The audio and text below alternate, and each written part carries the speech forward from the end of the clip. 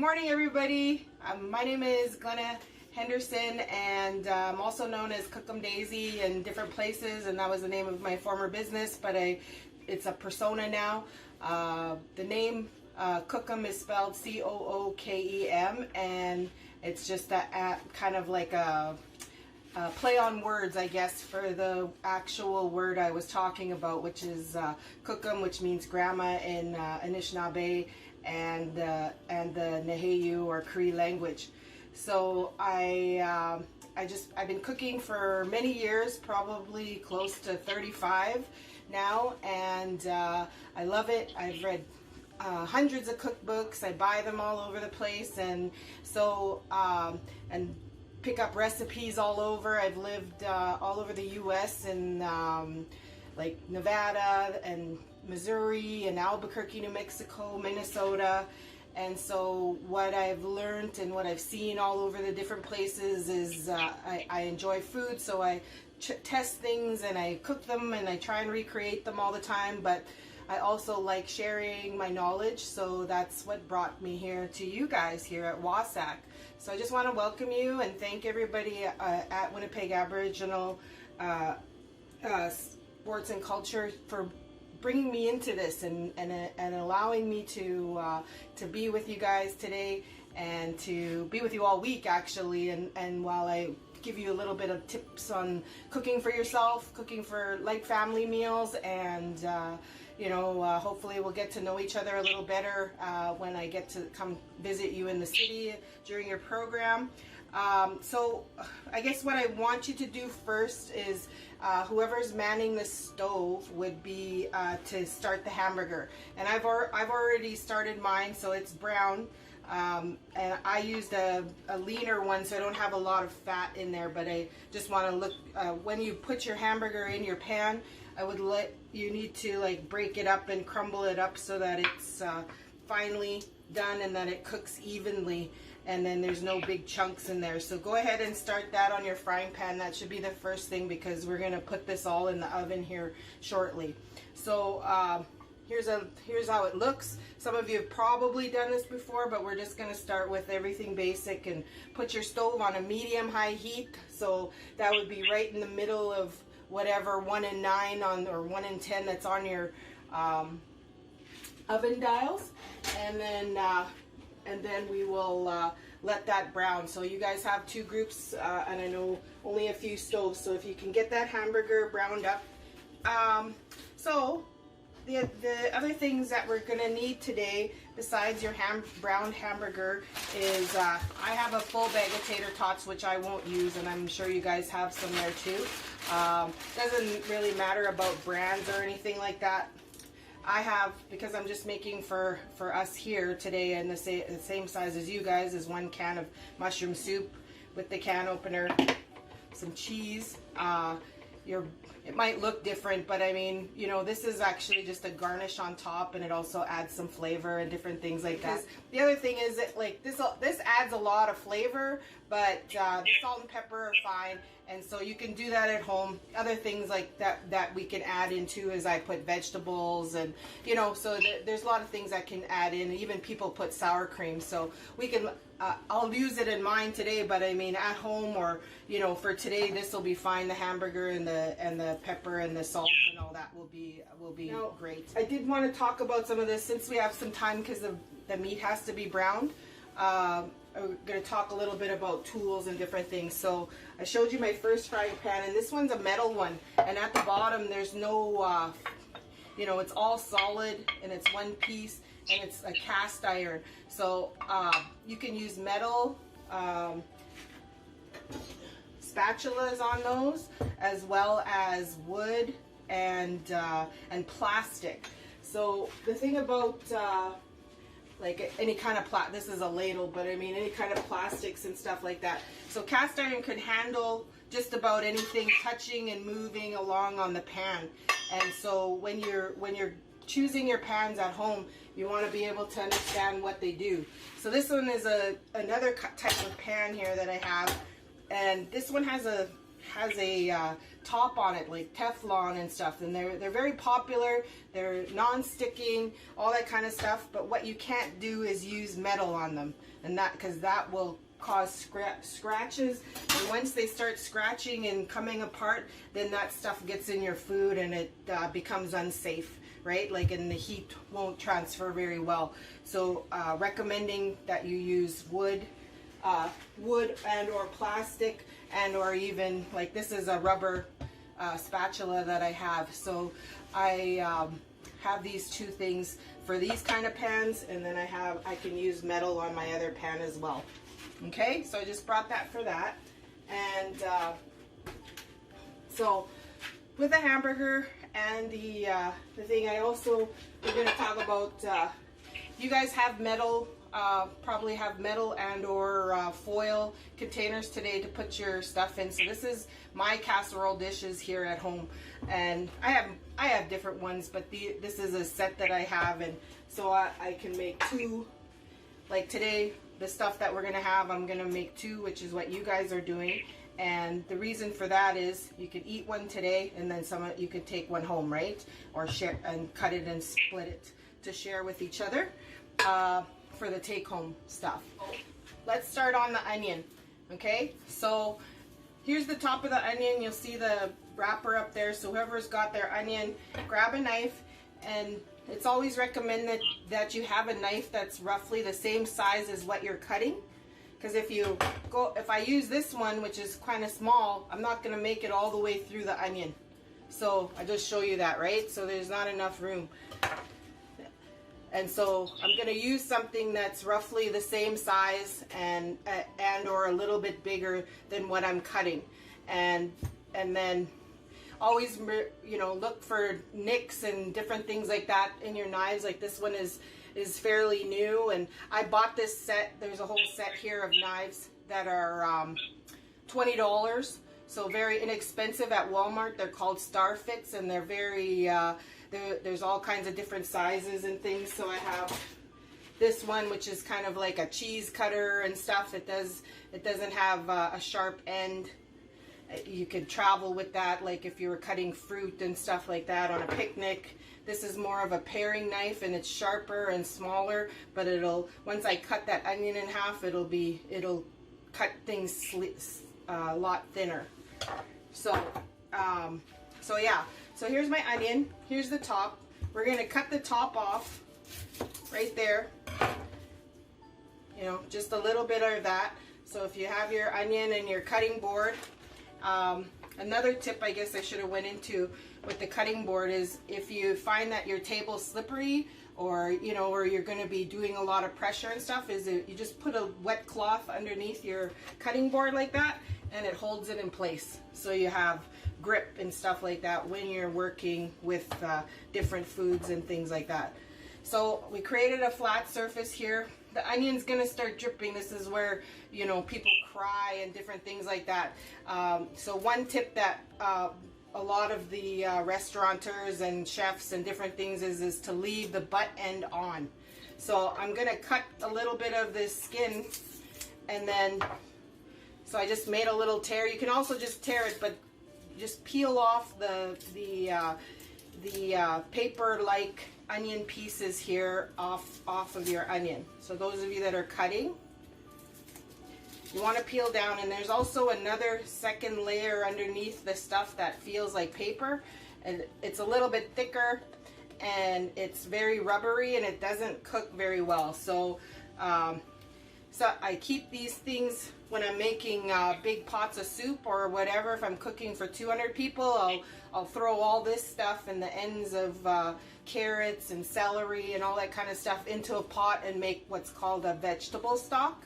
But this is just like, you guys won't need to do that today, but I'm just giving you an example of things that these are useful for. So you would just boil it in water, and then you can use that for soup. But anyways, we just want to peel this onion all the way around. So it should just look like that.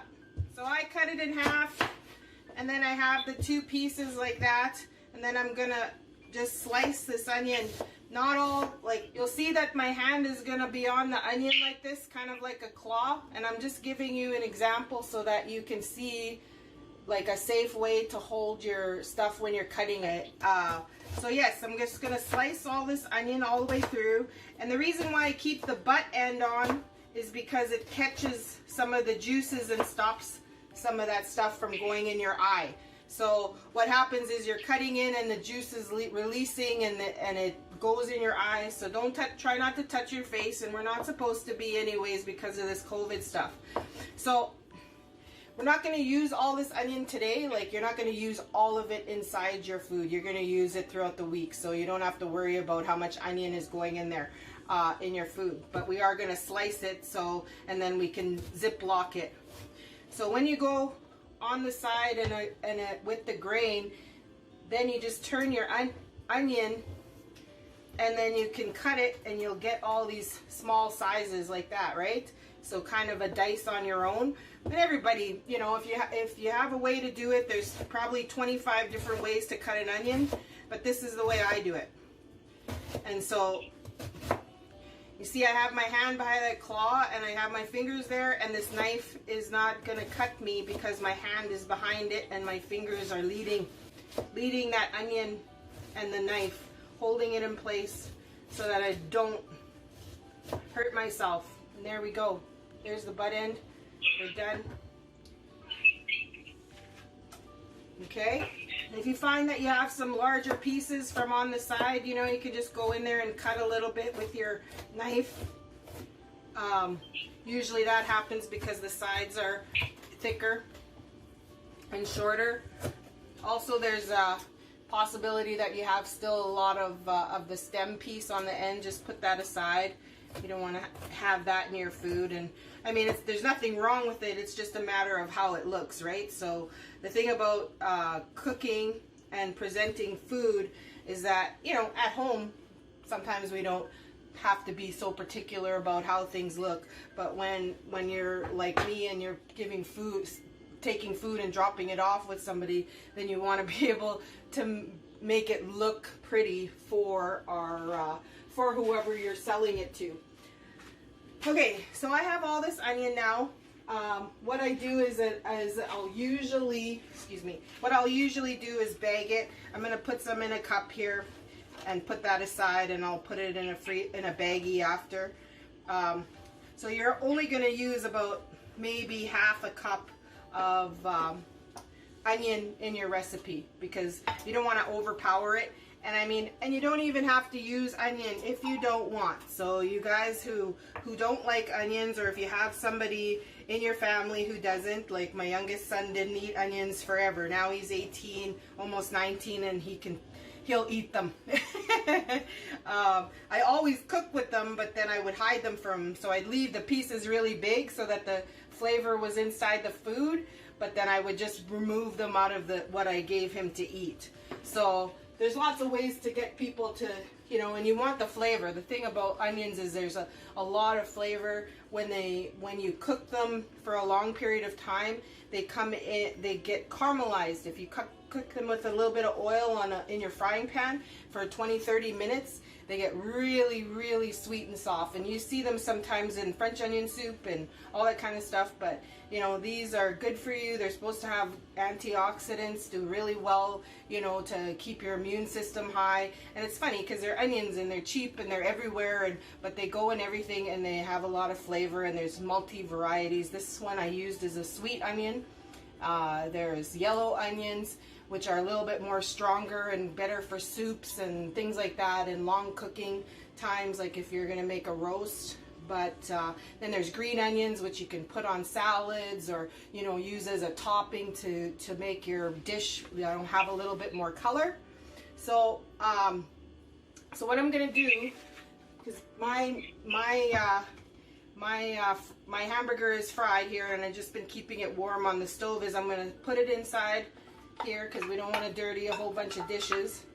And the one thing about this meal is that we don't use a lot. We use the frying pan, and then we use the casserole dish right after that. So I like those, because who wants to do dishes? Not me.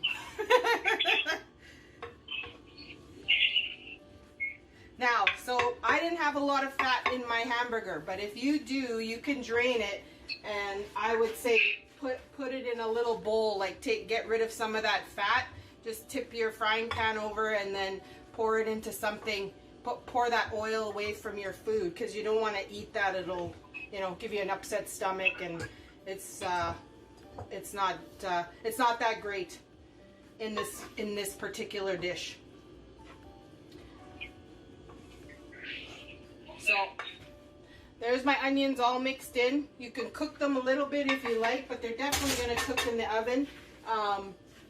If you had frozen vegetables, you could also put that in the pan right now, and I'll show you what I mean. I have okay, so I have a mix here of carrots and more onions and celery, and you know, you can use peas, you can use corn, any kind of thing that you have in your freezer, just to make it go. You know, sometimes you just want to make sure you have enough food for everybody. So this will increase the amount of food that's available to people. It also, if you have the mushroom soup and stuff, and somebody's kind of fussy about what they eat, their vegetables, like you can put green beans, other things inside here, and then that way, you know, it just makes your food fuller, right? And you also get some more vitamins and things like that inside your meal. So I'm just gonna take about a cup of these vegetables, and I'm gonna pour it inside with my hamburger. And so you can do this at home. You can experiment. You can use your favorite one. If you just like corn or peas, then you'll be good to go. And I would just add that also into your hamburger. So just like that, stir it up. Make sure it's all even and spread out in your frying pan. Now, you don't have to take your frying pan off the thing there. I'm just doing that because of the video, right? But so I'll mix in my veggies here, make sure it's nice and warm. All right, so again, this is optional. It adds a lot of flavor, and because you're getting the mushroom soup and everything, you're gonna get the full effect today. So that's good. I'm just gonna keep it. So you could use any kind of cheddar. I happen to have marble open in my fridge right now, so I'm just gonna grade that down. You can use half a cup, 1 cup, you know, it just depends on how cheesy, you know, each individual person has. Like, you know, if anybody in your house is lactose intolerant, then you can leave it off half of there, or off, you know, a piece of inside your casserole dish. If you each have a can, that should be about the right amount that you need for your meat. So you have your meat on the stove, it's drained, you have your onion in there, and then let's get some of these canned soups open.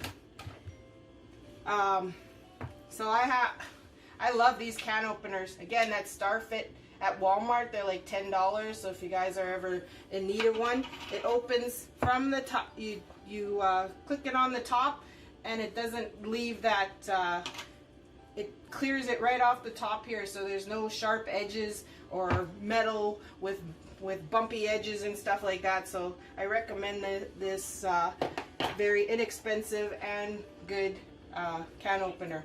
So anyways, here's my mushroom soup. I am going to push this aside, and here we go. So here's my again, you have your hamburger, you have your onions, everything mixed in there, and then you just add this whole can of mushroom soup inside there, and you're gonna stir it in. Okay, so somebody should have the oven on too at 350 now. Okay, should be warmed up, yeah.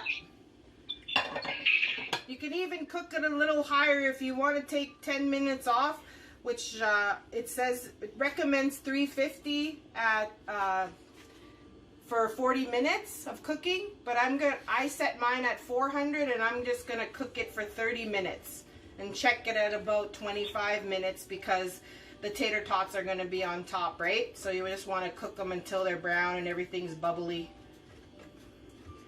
So there's my cheese. I'm gonna mix up my stuff.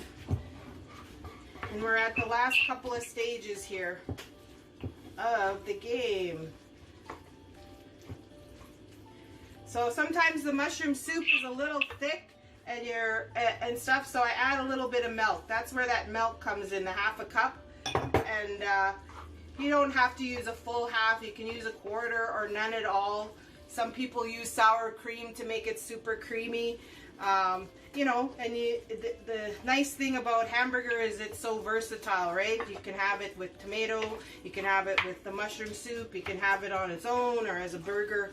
You know, I love hamburger and being able to... I added a little bit of milk, yeah, just to get it to stir up and mix nicely, eh? So just add a little bit at a time, and once everything's all together, that's all you need. It doesn't need to be wet, or, you know, like it doesn't have to be too much of it, just so you have enough. And so this is how mine looks now. And so with the vegetables and the mushroom soup and the onion and a little bit of milk. So half and half here into my dish. This is what we want to do, and just use your spatula or spoon, something to make sure it's flat all along the bottom of the casserole dish. So what I do is I just pour a handful on top, and then I line them up as I'm going. So I like to have them neat, so I just set them, and that way you can kind of portion control too when you're cutting. So, you know, like if it's a bigger eater, you can give them 4 or 5 with 3 rows of tater tots or whatever, right? It helps me understand how much food is there, and that I can feed enough people, right? Or give for, like, this casserole that I'm using would probably only feed 2 teenagers, like you guys right there, right?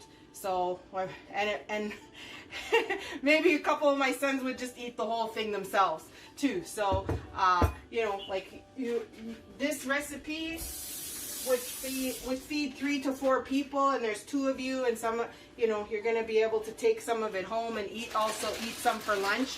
But it's not that, you know, like, eat it all if you're hungry, but then you know next time how much you're going to need to feed your family. So this recipe here is what you'll get today, and you can double all of those things. You can have less or more of what your favorite stuff is about this. You know, so that's what you want to do about when you're creating food and stuff like that. You know, you base it on who's around you. If it's just for yourself, then I would make these and then have some for my lunch tomorrow, right, for just one person, and, you know, make 2 if I wanted lunch for me and my son. So supper and lunch. You can also cook these and freeze them and reheat them, you know, on another day, or take it in your lunch and go that way. Or freeze it and, you know, cook it on a Monday and then pull it out of the freezer on Saturday, right, when you're home all day and, you know, you want something good and easy to make, and pop it in the oven while you're in the shower or watching a show. All your hands, there's just one of me, native you, but that's okay. So the good thing about this is you don't even need to put anything on top, you know. We're going to put, except for the salt and pepper, so, you know, like, just sprinkle a little bit on the top, pepper. You know, if you don't like pepper, you don't have to use it. If you don't like salt, you don't need to use that either. There's definitely salt in the mushroom soup and all that kind of stuff. You know, if you don't like to add salt, like I'm diabetic, but I don't have a heart problem and stuff like that, but it's just nice for a little bit of flavor, so I just sprinkle some on top. Another thing, if you're presenting stuff, is I always have parsley flakes. And so they don't really have a lot of flavor into them unless they're cooked for a long time, but they sure give a little bit of color. And so, you know, you put it on top there. You could put this on hash browns, you know, like any kind of dish. If you're making spaghetti and stuff like that, it also goes on top of there. Or garlic, you know, if you're making garlic bread, that's what you'll usually see in there too for a flavoring or a color add. So it's very versatile. But I mean, see? Yeah, so it's just a garnish and it just pops it up, you know, gives it a nice little color there for you. So now we can just put these in the oven, and like I said, I put mine at 400 and I'm gonna cook it for 30 minutes, and then you just want to set your timer. You could put it in the middle or right at the bottom. You know, it doesn't have to be specific. I just, you know, even if you cook it on top, your cheese will get crispier or whatever. So you could move it around or turn it if you want at the 20-minute mark and see how it's doing. If it's getting too dark, then you can reposition it inside your oven, or turn down the oven to 350, because sometimes ovens run a little hot, right? So, or cold. Like if it doesn't seem like it's cooking fast enough or doesn't look done, there's always temperature gauges. If you you know, are being food safe, then you want to get the temperature up to 170 degrees with hamburger at any time. But because we've pre-cooked it, that lessens the possibility, right? So it's going to be in the oven for a long time, so it's kind of getting cooked twice. And but I mean, anytime you cook with hamburger and things like that, you want to keep your hands clean and wash it after you touch the meat and all that kind of stuff, because hamburger carries a lot of E. coli and different things that go on and have foodborne illnesses. So, you know, after you handle meat, you always want to wash your hands after. If you have any comments or things like that, you know, save them, and or you guys can write them down and stuff. I always like to hear feedback on was everything clear? Was this easy enough for you to be able to do on your own and things like that, right? So thank you guys. We'll see you then.